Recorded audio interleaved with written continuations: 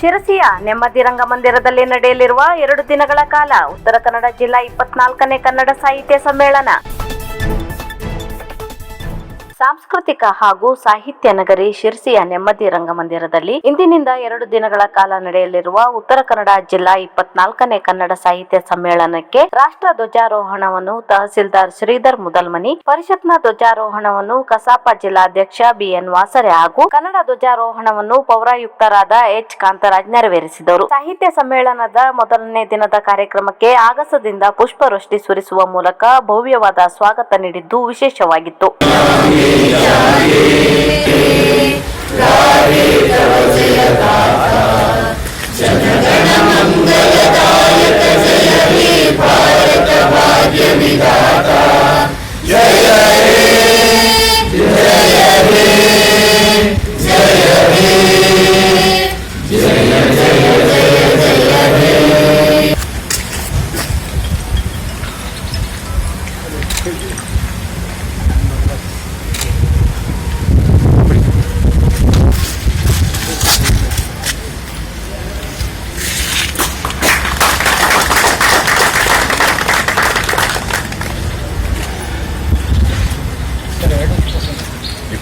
ನೇ ಜಿಲ್ಲಾ ಸಾಹಿತ್ಯ ಸಮ್ಮೇಳನವನ್ನು ಶಿರಸಿಯಲ್ಲಿ ಆಯೋಜಿಸಬೇಕು ಅಂತ ಹೇಳಿ ತೀರ್ಮಾನಿಸಿ ಇವತ್ತಿನ ದಿವಸ ಈ ಒಂದು ಅದ್ದೂರಿ ಕಾರ್ಯಕ್ರಮಕ್ಕೆ ಚಾಲನೆಯನ್ನು ಕೊಟ್ಟಿದ್ದೇವೆ.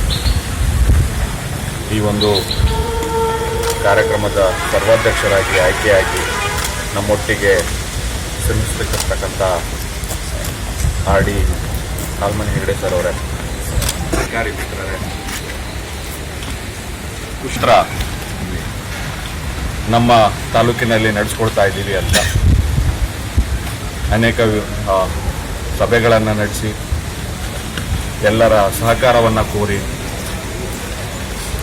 ಅಧಿಕಾರಿಗಳಷ್ಟೇ ಅಲ್ಲದೆ ಸಂಘ ಸಂಸ್ಥೆಗಳು, ಕನ್ನಡಾಭಿಪರ ವಿವಿಧ ಸಂಘಟನೆಗಳು ಹಾಗೆ ಕನ್ನಡಾಭಿಮಾನಿಗಳು, ಸಹಜವಾಗಿ ಎಲ್ಲರನ್ನೂ ಕನ್ನಡಾಭಿಮಾನಿಗಳಂತಲೇ ಕರಿಬೇಕಾಗತ್ತೆ, ಅವರೆಲ್ಲರನ್ನೂ ಒಳಗೊಂಡಂತೆ ಈ ಒಂದು ಕಾರ್ಯಕ್ರಮವನ್ನು ಮಾಡಬೇಕು, ಯಶಸ್ವಿಯಾಗಿ ನಡೆಸಬೇಕು ಅನ್ನೋ ದೃಷ್ಟಿಯಿಂದ ಸ್ಥಳೀಯ ಶಾಸಕರ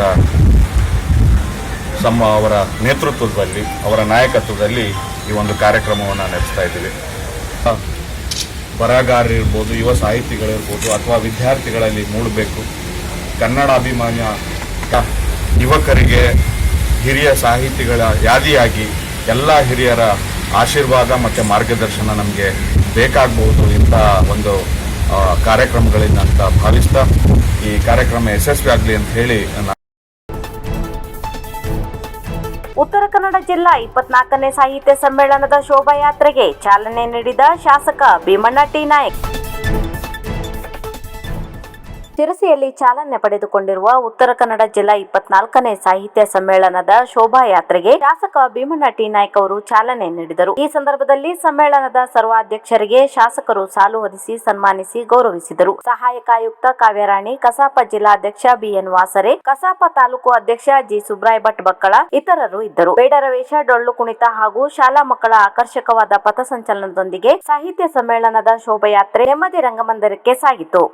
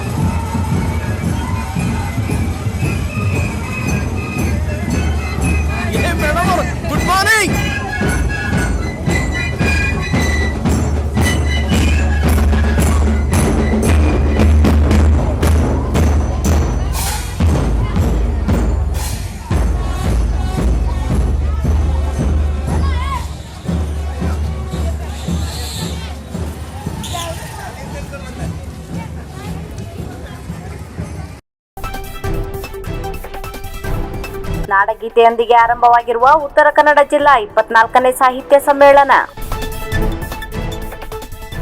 ನಾಡಗೀತೆಯೊಂದಿಗೆ ಆರಂಭವಾಗಿರುವ ಉತ್ತರ ಕನ್ನಡ ಜಿಲ್ಲಾ 24ನೇ ಸಾಹಿತ್ಯ ಸಮ್ಮೇಳನ ನಂತರ ಅತಿಥಿಗಳಿಗೆ ಸ್ವಾಗತ ನಡೆಸಲಾಯಿತು.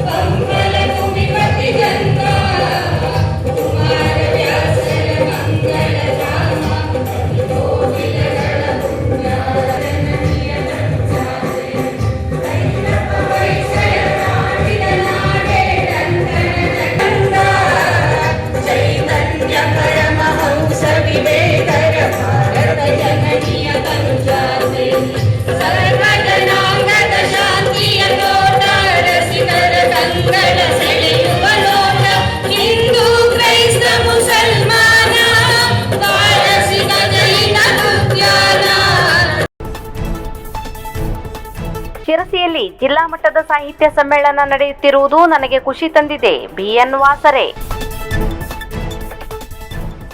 ಐತಿಹಾಸಿಕ ಸ್ಥಳವಾದ ಶಿರ್ಸಿಯಲ್ಲಿ ಜಿಲ್ಲಾ ಮಟ್ಟದ ಸಾಹಿತ್ಯ ಸಮ್ಮೇಳನ ನಡೆಯುತ್ತಿರುವುದು ನನಗೆ ಖುಷಿ ತಂದಿದೆ. ಶಿರ್ಸಿ ಸಾಂಸ್ಕೃತಿಕ ನಗರಿ. ಇಲ್ಲಿ ಸಮ್ಮೇಳನ ನಡೆಯುತ್ತಿರುವುದು ಹೆಮ್ಮೆಯ ಸಂಗತಿ. ಇಲ್ಲಿ ಸಾಹಿತ್ಯವನ್ನು ಕಟ್ಟಿಕೊಡುವ ಸಾಹಿತ್ಯ ಆಸಕ್ತರಿದ್ದಾರೆಂದು ಕಸಾಪ ಜಿಲ್ಲಾಧ್ಯಕ್ಷ ತಮ್ಮ ಆಶಯ ನುಡಿಗಳಲ್ಲಿ ತಿಳಿಸಿದ್ದ ಅವರು, ಸಮ್ಮೇಳನದ ಯಶಸ್ಸಿಗೆ ಪ್ರಮುಖ ಕಾರಣೀಕರ್ತರಾಗಿರುವ ಶಾಸಕ ಭೀಮಣ್ಣ ಟಿ ನಾಯ್ಕ ಅವರಿಗೆ ಕೃತಜ್ಞತೆ ಸಲ್ಲಿಸಿದರು.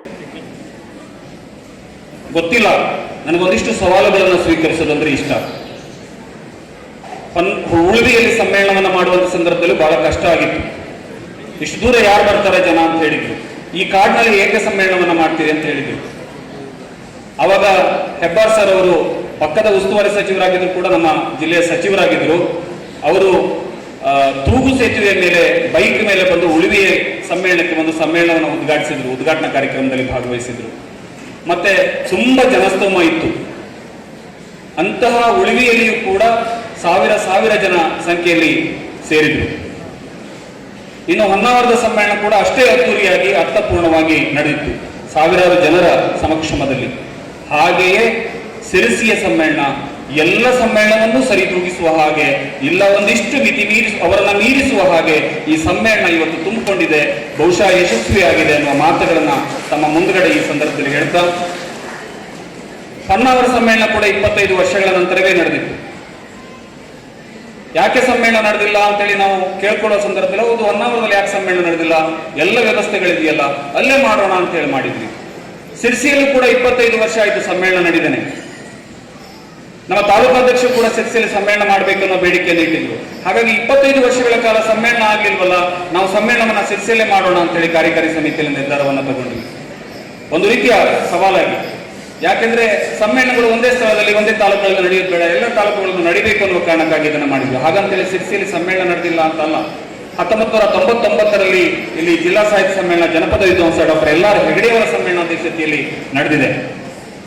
ಅದರ ನಂತರ ನಡೀತಾ ಇರೋದು ಈಗ 2ನೆಯ ಸಮ್ಮೇಳನ. ಅದಕ್ಕಿಂತ ಮೊದಲು 1982ರಲ್ಲಿ ಗೋರೂರು ರಾಮಸ್ವಾಮಿ ಅಯ್ಯಂಗರ್ ಅವರ ಸರ್ವಾಧ್ಯಕ್ಷತೆಯಲ್ಲಿ ಅಖಿಲ ಭಾರತ ಕನ್ನಡ ಸಾಹಿತ್ಯ ಸಮ್ಮೇಳನ ಈ ಸಿರ್ಸಿಯಲ್ಲಿ ನಡೆದಿದೆ. ಹಾಗಾಗಿ ಎಲ್ಲ ಸಾಹಿತ್ಯ ಸಮ್ಮೇಳನವನ್ನು ಕಟ್ಟಿಕೊಡುವಂತಹ ಮನಸ್ಸುಗಳು ಈ ಸಿರ್ಸಿಯಲ್ಲಿರೋದ್ರಿಂದ ಈ 25ನೇ ಸಾಹಿತ್ಯ ಸಮ್ಮೇಳನ ಕೂಡ ಅತ್ಯಂತ ಯಶಸ್ವಿಯಾಗಿ ಮತ್ತು ಪರಿಣಾಮಕಾರಿಯಾಗಿ ಅರ್ಥಪೂರ್ಣವಾಗಿ ನಡೀತಾ ಇದೆ. ಮುಂದಿನ ನಾಳೆಯವರೆಗೂ ಕೂಡ ಹಾಗೆ ನಡೀತಿದೆ ಅನ್ನುವ ಭಾವನೆ ನಮ್ಮದಾಗಿದೆ.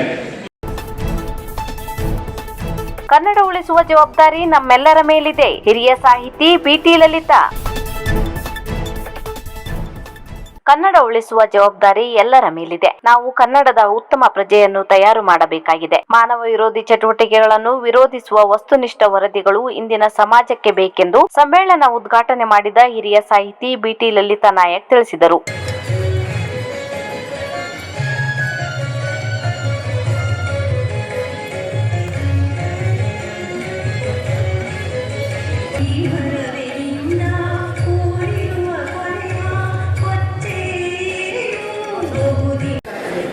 ನಮಗೆ ಒಂದು ಮನೆ, ಒಂದು ಹೆಸರು, ಒಂದು ಊರು ಅಂತ ಇರಬೇಕಾಗ್ತದೆ. ಅಂತ ಇದ್ದರೆ ಮನುಷ್ಯನಿಗೆ ಯಾವ ರೀತಿಯ ಬೆಲೆ ಕೂಡ ಇರೋದಿಲ್ಲ. ನೀವು ಎಲ್ಲೇ ಅವರು ಅಂತ ಕೇಳ್ತೀವಿ, ನಿಮ್ಮ ಹೆಸರೇನು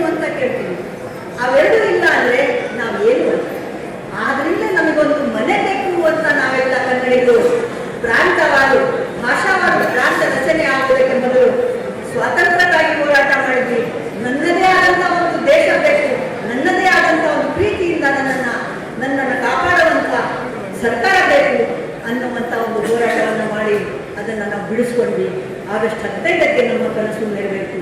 ನಂತರದಲ್ಲಿ ನಮ್ಮದೇ ಆದ ಒಂದು ಸಂವಿಧಾನವನ್ನು ಮಾಡ್ಕೊಂಡ್ವಿ ನಾವು ಯಾವ ರೀತಿಯಿಂದ ನಾವು ಇಲ್ಲಿ ಜೀವನ ಮಾಡಬೇಕು, ನನ್ನ ಜನ ಹೇಗೆ ಬದುಕಬೇಕು, ನನ್ನ ದೇಶವನ್ನು ತಾಂತ್ರಿಕವಾಗಿ ವೈದ್ಯಕೀಯವಾಗಿ ಅವರು ಅಂದರೆ ಮನಸ್ಸು ಮತ್ತು ದೇಹ ಎರಡನ್ನೂ ಆರೋಗ್ಯವಾಗಿರುವಂಥ ಒಂದು ಸರ್ಕಾರ, ಒಂದು ಶಾಸನ ಬೇಕು ಅನ್ನುವಂಥದ್ದು ಮಾಡಿದ್ವಿ. ಅದು ಕೂಡ ಆಯಿತು. ಈಗ ನಾವು ಸ್ವತಂತ್ರರಾಗಿದ್ದೇವೆ. ಆ ಸ್ವಾತಂತ್ರ್ಯದ ಜವಾಬ್ದಾರಿಯನ್ನು ಹೊರದಕ್ಕೆ ನಮಗೆ ಶಕ್ತಿ ಬೇಕಾಗಿದೆ. ಅಂದರೆ ಕೈ ಮತ್ತು ಕೈಗೆ ಸಿಕ್ಕಿದ ಅಸ್ತ್ರ ಎರಡೂ ಕೂಡ ಗಟ್ಟಿಯಾಗಿರಬೇಕು. ಈಗ ನಮ್ಮ MLA ಅವರು ಗೆದ್ದು ಬಂದಿದ್ದಾರೆ. ಆ MLA ಅವರನ್ನ ಗೆಲ್ಲಿಸಿದಂತ ಜನ ಏನ್ ಬಯಸ್ತಾರೆ MLA ಅವರಾಗಿರ್ಬೋದು, ಯಾರೇ ರಾಜಕೀಯ ಪ್ರತಿನಿಧಿಗಳಿಗೆ ನಾವು ಕೊಟ್ಟಿರುವಂತಹ ಈ ಒಂದು ಅಸ್ತ್ರವನ್ನ ಅವರು ಯಾವ ರೀತಿಯಲ್ಲಿ ಬಳಕೆ ಮಾಡಿ ಎಲ್ಲರಿಗೂ ಕೂಡ ಅದು ಹಂಚಿಕೆಯಾಗಿ ಸರ್ವರಿಗೂ ಸಮಪಾಲು ಸಿಗಲಿ ಅನ್ನುವಂಥ ಆಶಯದಿಂದ ಅದನ್ನು ಮಾಡಿದ್ದಾರೆ. ಆ ರೀತಿಯಲ್ಲಿ ನಮಗೆ ಬಂದಂತಹ ಈ ಸ್ವಾತಂತ್ರ್ಯವನ್ನ, ನಮಗೆ ಬಂದಂತಹ ಈ ನಾಡಿಗೆ ಬಂದಂತಹ ಒಂದು ನಾಡ ಪ್ರೇಮವನ್ನ ನಾವು ಹೇಗೆ ಅದನ್ನು ಹಿಡಿದಿಟ್ಕೋಬೇಕು, ನಮ್ಮ ಕೈ ಎಷ್ಟು ಗಟ್ಟಿ ಇದೆ, ನಾವು ಮಾಡ್ತೀವಿ ಅನ್ನೋದ್ರ ಮೇಲೆ ಕನ್ನಡ ನಾಡಿನ ಈ ಒಂದು ಚರಿತ್ರೆ ಮುಂದೆ ಬರೆಯುತ್ತದೆ. ಇವತ್ತು ಏನು ಚರಿತ್ರೆ ಇದೆಯೋ, ಇವತ್ತು ಏನು ವಾಸ್ತವಿಕವಾಗಿ ನಡೀತಾ ಇದೆಯೋ, ಇವತ್ತಿನ ಒಂದು ಸಮಾಜ ಮುಂದಿನ ಇತಿಹಾಸ ಆಗ್ತದೆ, ಮುಂದಿನ ಚರಿತ್ರೆ ಆಗ್ತದೆ. ಆ ಚರಿತ್ರೆ ಕಳಂಕವನ್ನು ಬದುಕಬಹುದು, ಇಲ್ಲ ಬಹಳ ಪರಿಶುದ್ಧವಾದ ಆಡಳಿಕೆ ಇರಬೇಕು ಅಂತ ಕೂಡ ಹೇಳಬಹುದು. ಶಿರಸಿಯಂತ ಸಾಂಸ್ಕೃತಿಕ ನಗರದಲ್ಲಿ ಸಮ್ಮೇಳನ ನಡೆಯುತ್ತಿರುವುದು ಕದಂಬ ನಾಡಿಗೆ ಹೆಮ್ಮೆಯ ವಿಷಯ. ಶಾಸಕ ಶಿವರಾಮ್ ಹೆಬ್ಬಾರ್. ಸಾಹಿತ್ಯ ಕ್ಷೇತ್ರಕ್ಕೆ ಈ ಜಿಲ್ಲೆ ನೀಡಿದ ಕೊಡುಗೆ ದೊಡ್ಡದು. ಅದರಲ್ಲಿಯೂ ಶಿರಸಿಯಂತಹ ಸಾಂಸ್ಕೃತಿಕ ನಗರದಲ್ಲಿ ಸಮ್ಮೇಳನ ನಡೆಯುತ್ತಿರುವುದು ಕದಂಬ ನಾಡಿಗೆ ಹೆಮ್ಮೆಯ ವಿಷಯವಾಗಿದೆ ಎಂದು ಶಾಸಕ ಶಿವರಾಮ್ ಹೆಬ್ಬಾರ್ ಅವರು ಸಾಹಿತ್ಯ ಸಮ್ಮೇಳನದಲ್ಲಿ ಪಾಲ್ಗೊಂಡು ಮಾತನಾಡಿದರು. ಈ ಜಿಲ್ಲೆ ಅನೇಕ ಸಾಹಿತಿಗಳಿಗೆ ಜನ್ಮ ಕೊಟ್ಟಿರ್ತಕ್ಕಂಥ ಜಿಲ್ಲೆ. ಕೇವಲ ಸಾಹಿತ್ಯ ಕ್ಷೇತ್ರ ಮಾತ್ರ ಅಲ್ಲ, ಕನ್ನಡ ಸಾರಸ್ವತ ಲೋಕಕ್ಕೆ 8 ಜನ ಜ್ಞಾನಪೀಠ ಪ್ರಶಸ್ತಿ ತಂದಿರತಕ್ಕಂಥ ಈ ಭಾಷೆ ಈ ರಾಜ್ಯ ಕಂಡಂಥ ಅತ್ಯಂತ ಹಿರಿಯ ಭಾಷೆ. ಡಾಕ್ಟರ್ BT ಲಲಿತಾ ನಾಯಕ್ ಅಂತವರು ಸಾಹಿತ್ಯ ಕ್ಷೇತ್ರದಲ್ಲಿ ರಾಜಕೀಯ ಕ್ಷೇತ್ರಕ್ಕಿಂತ ಹೆಚ್ಚು ಪ್ರೀತಿಯಿಂದ ಈ ಸಾಹಿತ್ಯ ಕ್ಷೇತ್ರವೇ ತನ್ನ ಮನೆ ಅಂತೇಳಿ ಅಧಿಕಾರದಂಥ ಕಾಲದಲ್ಲೂ ಕೂಡ ಸಾಹಿತ್ಯವನ್ನು ತನ್ನ ಬಗಲಲ್ಲಿ ಇಟ್ಕೊಂಡು ಕೆಲಸ ಮಾಡಿರ್ತಕ್ಕಂಥ ಹಿರಿಯ ಸಾಹಿತ್ಯಗಳನ್ನು ಅವರು ಇವತ್ತು ವೇದಿಕೆಯಿರ್ತಕ್ಕಂಥದ್ದು ನಮ್ಮ ಜಿಲ್ಲೆಗೆ ಬಂದಿರತಕ್ಕಂಥ ಒಂದು ದೊಡ್ಡ ಸಂಭ್ರಮ ಆಗ್ತಿರೋದು ಭಾವಿಸಿದ್ದೇನೆ. ಶಾಸಕನಾಗಿ BT ಲಲಿತಾ ನಾಯಕ್ ಅವರನ್ನ ಹಾರ್ದಿಕವಾಗಿ ನಾನು ಅಭಿನಂದನೆ ಸಲ್ಲಿಸ್ತೇನೆ. ಯಾವ ಕ್ಷೇತ್ರಕ್ಕೆ ಹೋಗ್ತಾಗಿರ್ತಕ್ಕಂಥ ಜಿಲ್ಲೆ ಸಾಹಿತ್ಯ ಕ್ಷೇತ್ರ ತೆಗೆದುಕೊಳ್ಳಿ, ಅಕ್ಷರ ಜ್ಞಾನವನ್ನು ಈ ಜಿಲ್ಲೆ ಕೊಡ್ತಿರ್ತಕ್ಕಂಥ ಡಾಕ್ಟರ್ ದ್ರಿಗ್ರ ದೇಸಾಯಿ ಅವರು, ಕೈಕಣಿ ಅವರು, ಅವ್ರ ಮಗ ಜಯಂತ್ ಕೈಕಣಿ ಅವರು, ಹೀಗೆ ಹಲವು ಜನರನ್ನು ಹೊಂದಿರ್ತಕ್ಕಂಥ ಜಿಲ್ಲೆ ಇದೆ. ವಿಷ್ಣು ನಾಯಕ್ ಅವರು, ಇವತ್ತು RD ಅವರು, ಸ್ನೇಹಿತ ಡಾಕ್ಟರ್ ಶಿಲ್ಪಾ ಶೆಟ್ಟಿ ಅವರು, ಹಿಂದಿನ ಅಧ್ಯಕ್ಷರಾಗಿ ಮಧುಕೂರಿನ ಅಧ್ಯಕ್ಷರಾಗಿರ್ತಕ್ಕಂಥ ಶಾಂತಾರಾಮ್ ನಾಯ್ಕ ಅವರು, ಹೀಗೆ ಹಲವು ಸಾಹಿತಿಗಳಿಗೆ ಜೀವವನ್ನು ಜನ್ಮವನ್ನು ಕೊಟ್ಟು ಈ ಸಾಹಿತ್ಯ ಕ್ಷೇತ್ರವನ್ನು ಕನ್ನಡದ ಭಾಷೆಯನ್ನು ಜೀವಂತವಾಗಿಟ್ಟಿರ್ತಕ್ಕಂಥ ಜಿಲ್ಲೆ. ನಾನು ಅದಕ್ಕೆ ಒಂದು ಮಾತನ್ನು ಪ್ರಸ್ತಾಪ ಮಾಡಿದೆ. ದೇಶದಲ್ಲಿ ಕನ್ನಡಕ್ಕೆ ಯಾವ ರೀತಿ ಶಕ್ತಿ ಬಂತು. 8 ಸಾಹಿತ್ಯಗಳನ್ನು ಜ್ಞಾನಪೀಠ ಪ್ರಶಸ್ತಿಯನ್ನು ಪಡೆದಿರ್ತಕ್ಕಂಥ ಭಾಷೆ ನಮ್ಮ ಜಿಲ್ಲೆಯಲ್ಲೂ ಕೂಡ ಅನೇಕ ಪ್ರಶಸ್ತಿಗಳಿಗೆ ಸಾಹಿತ್ಯಗಳಿಗೆ ಭಾಜನವಾಗಿರ್ತಕ್ಕಂಥ ಜಿಲ್ಲೆ ಇದೆ. 24ನೇ ಸಾಹಿತ್ಯ ಸಮ್ಮೇಳನದಲ್ಲಿ ನಾಗರತ್ನ ನಾಯ್ಕ ಅವರ ಕನಸು ಪುಸ್ತಕ ಬಿಡುಗಡೆ. 24ನೇ ಸಾಹಿತ್ಯ ಸಮ್ಮೇಳನದಲ್ಲಿ ಭಾಗೀರಥಿ ಹೆಗಡೆಯವರ ಶೋಕಚಕ್ರ, PSI ನಾಗಪ್ಪ ನೆತ್ತಿರಲಿ ನೆಂದವು, B ಭೀಮಾಶಂಕರ ಅಜ್ಜನಾಳರವರ ಹಳ್ಳಿಯ ಹೊಲದಾಗ, ಕೃಷ್ಣ ಪದಕಿಯವರ ಭರವಸೆಯ ಬೆಳಕು, ರಾಜು ಅಡಕಳ್ಳಿಯವರ ಹರಟೆ ಕಷಾಯ ಹಾಗೂ ನಾಗರತ್ನ ನಾಯ್ಕ ಅವರ ಕನಸು ಪುಸ್ತಕ ಬಿಡುಗಡೆಗೊಳಿಸಲಾಯಿತು.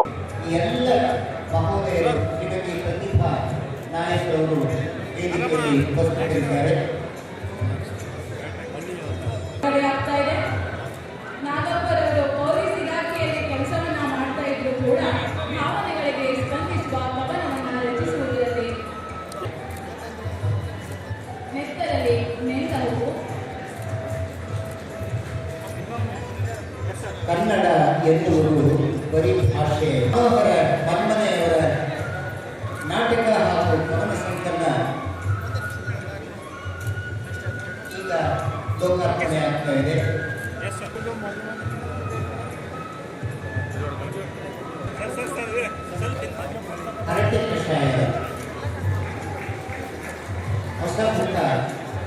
ಲೋಕಾರ್ಪಣೆ ಆಗ್ತಾ ಇದೆ. ಹನುಮಂತ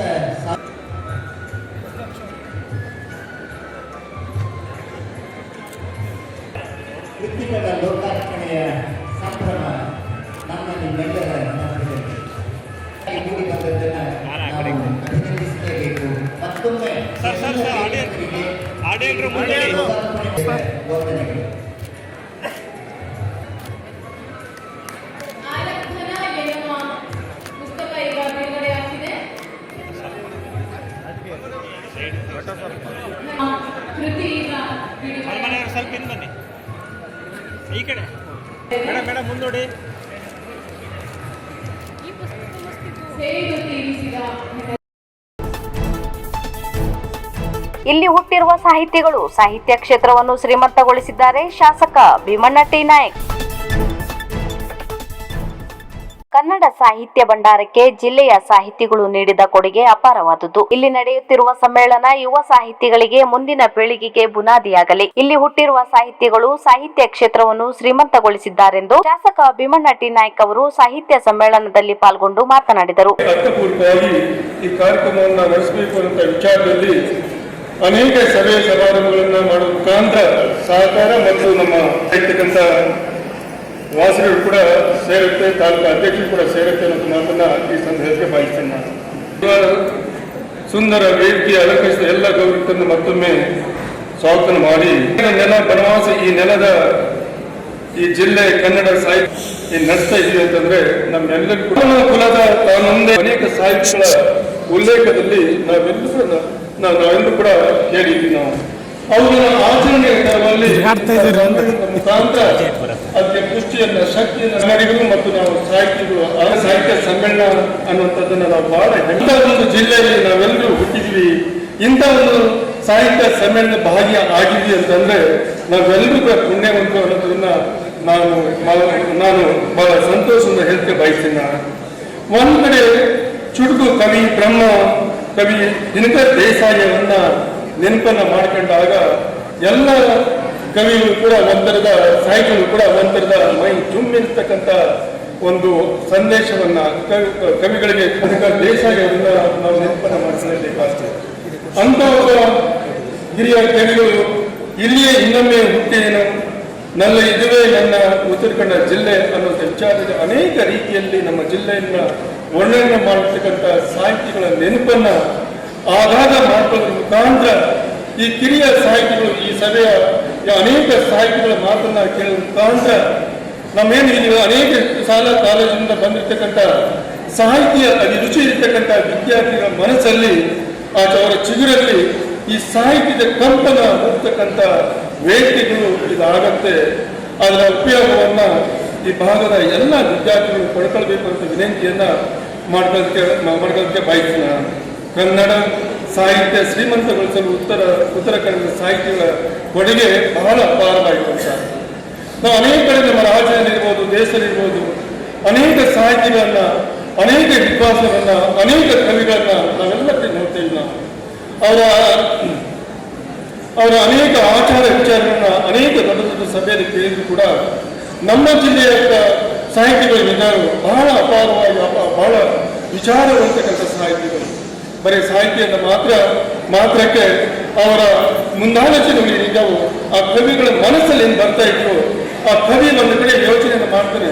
ಆ ಕವಿ ಒಂದು ಕಡೆ ಯೋಚನೆಯನ್ನು ಮಾಡುವಾಗ, ಚಿಂತನೆಯನ್ನು ಮಾಡುವಾಗ ಅವರ ಹಲವಾರು ವಿಚಾರಗಳು ಅವರ ಮನಸ್ಸಲ್ಲಿ ಬರ್ತಕ್ಕಂಥ ಸಂದರ್ಭದಲ್ಲಿ ಆ ಬಿಳಿಯ ಹಾಳೆ ಮೇಲೆ ಅವರ ಕವಿತೆ, ಅವರ ಅಕ್ಷರಗಳು ಏನು ಮೂಡಿ ಬರ್ತಾ ಇತ್ತು. ಆ ಕವಿಗಳ ಅಕ್ಷರ ಮೂಡಿ ಬಂದಿರತಕ್ಕಂಥ ಪುಸ್ತಕಗಳು ಇವತ್ತು ಸುಮಾರು 8-9 ಪುಸ್ತಕಗಳ ಬಿಡುಗಡೆ ಕೂಡ ನಾವು ಮಾಡಿದ್ವಿ. ಬಿಜೆಪಿಯಲ್ಲಿ ನಾಯಕರ ಕೊರತೆ ಇದೆ. ಶಾಸಕ ಶಿವರಾಮ್ ಹೆಬ್ಬಾರ್.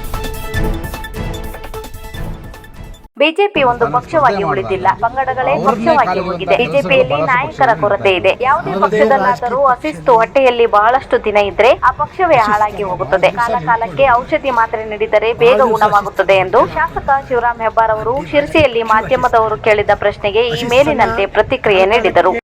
ಸ್ಥಾನಕ್ಕೆ ಸ್ಪರ್ಧೆ ಮಾಡಿದಾಗ ಅವರನ್ನೇ ಕಾಲೆಳೆಯುವಂತಹ ಕೆಲಸಗಳು ಬಹಳಷ್ಟು ಪಕ್ಷದಲ್ಲಿ ನಡೀತಾ ಇದ್ವು. ಯಾವುದೇ ರಾಜಕೀಯ ಪಕ್ಷದಲ್ಲಿ ಅಶಿಸ್ತನ್ನು ಭಾಳ ದಿವಸ ನಿಂತ್ಕೊಂಡು ಹೋದರೆ, ಭಾಳ ದಿವಸ ಅಶಿಸ್ತನ್ನು ಹೊಟ್ಟೆಲಿ ಹಾಕ್ಕೊಂಡು ಹೋದರೆ ಇಡೀ ರಾಜಕೀಯ ಪಕ್ಷವೂ ಅಶಿಸ್ತಾಗುತ್ತೆ. ಅಶಿಸ್ತನ್ನು ಕಾಲಕ್ಕೆ ಔಷಧಿ ಮತ್ತು ಇಂಜೆಕ್ಷನ್ ಕೊಟ್ಟರೆ ಆಗಲೇ ಗುಣ ಆಗುತ್ತೆ. ಅದು ಆಗಿಲ್ಲ ಅಂತ ಅದು ಅಂತಿಮ ಪಟ್ಟ ಮುಖದ ಮೇಲೆ ನೀವು ಯಾವ ಇಂಜೆಕ್ಷನ್ ಕೊಟ್ಟರು ಇಂಜೆಕ್ಷನ್ನೇ ರಿಯಾಕ್ಷನ್ ಆಗುತ್ತೆ. ಅಶಿಸ್ತೆ ಬಹಿರಂಗ ಕಾಣಿಸ್ತಿದೆ. 200% ಸರ್ ಈಗ ತಾವು ಸರ್ ಈಗ ರಾಜ್ಯಾಧ್ಯಕ್ಷರದ ಅಥವಾ ಯತ್ನಾಳ್ ಸೈಡ್ ನೀವೆಲ್ಲ ಪತ್ರಿಕೆ ಮಾಧ್ಯಮದಲ್ಲಿ ಕೇಳಿದ್ದೇನೆ, ನಾನು ಓದ್ತಾ ಇದ್ದೇನೆ. ಯಾವ್ಯಾವ್ದು ಅಶಿಸ್ತು ನೋಡ್ತಾ ಇದ್ದೀನಿ, ಎಲ್ಲ ಅಶಿಸ್ತನ್ನು ನೀವೇ ನೋಡ್ತಾ ಇದ್ದೀವಿ.